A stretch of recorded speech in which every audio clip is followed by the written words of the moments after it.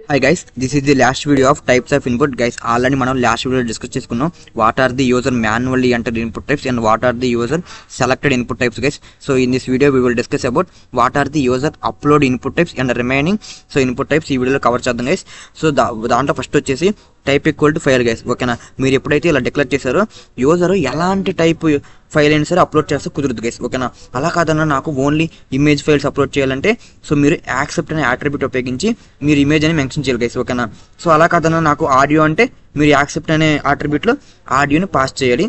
అలా కాదన్నా నాకు వీడియో ఫైల్స్ మాత్రమే అప్లోడ్ చేయాలి యూజర్ అంటే మీరు వీడియోని మెన్షన్ చేయాలి గైస్. ఓకేనా, ఓకే అన్న, నేను నాకు ఏదైతే ఫైల్ కావాలనుకుంటున్నానో ఆ ఫైల్ నేను అక్కడ మెన్షన్ చేస్తాను. కానీ నాకు ఒక్క ఫైల్ కాదు మల్టిపుల్ ఫైల్స్ యూజర్ అప్లోడ్ చేయడానికి కుదరాలంటే అంటే గైస్ ఇక్కడ మీరు మల్టిపుల్ అనే కీవర్డ్ యూజ్ చేయాలి గైస్. ఓకేనా, అలాంటప్పుడు మాత్రమే యూజర్ ఒక్క ఫైల్ కాకుండా మల్టిపుల్ ఫైల్స్ అప్లోడ్ చేస్తే కుదరదు గైస్. ఓకేనా, మీరు ఇక్కడ చూసుకున్నట్టు చూడండి, నేను అప్లోడ్ ఎనీ ఫైల్ అనగానే సో నాకు ఇక్కడ చూడండి గైస్ ఇవన్నీ వీడియోస్, ఈ వీడియోలు కూడా మనకు అప్లోడ్ చేస్తే చూపించింది.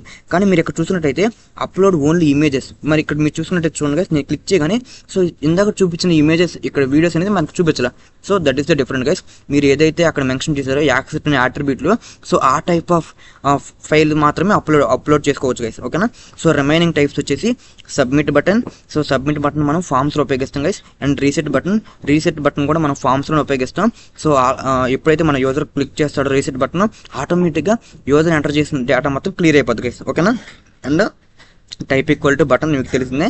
సో బటన్స్, సో మీకు చాలా మందికి తెలియదు ఏంటంటే మన ఇమేజ్ని కూడా బటన్స్గా ఉపయోగించవచ్చు గైస్. ఓకేనా, సో ఇక్కడ ఏంటంటే ఇన్పుట్ టైప్ ఇమేజ్ అని ఇచ్చి సో ఆ ఇమేజ్ పాత్ ఎస్ఆర్సీలో ఆ ఇమేజ్ పాత్ ఎత్తే సో ఆ ఇమేజ్ కూడా ఒక బటన్ లాగా వర్క్ అవుద్ది గైస్. ఓకేనా, అంటే దాని మీద క్లిక్ చేస్తే అది కూడా ఒక బటన్ లాగా వర్క్ అవుద్ది. సో నెక్స్ట్ ఏంటంటే టైప్ ఈక్వల్ టు హిడెన్. ఇది ఏంటంటే గైస్ కనపడదు గైస్. ఓకేనా, మీరు ఇక్కడ చూసుకున్నట్టయితే సబ్మిట్ బటన్ మనకు తెలిసిందే బటన్. సో రీసెట్ బటన్ ఇది క్లిక్ చేయగానే ఆటోమేటిక్గా ఫామ్లో ఉన్న డేటా మొత్తం క్లియర్ అయిపోద్ది.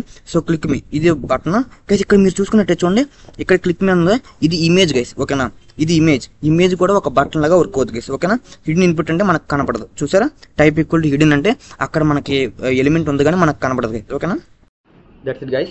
If you want to know more about this topic, please check my description guys. If you have any doubts, please comment guys. If you like my content, please like, share guys. If you don't forget to subscribe my channel guys. Why not you? Bye guys.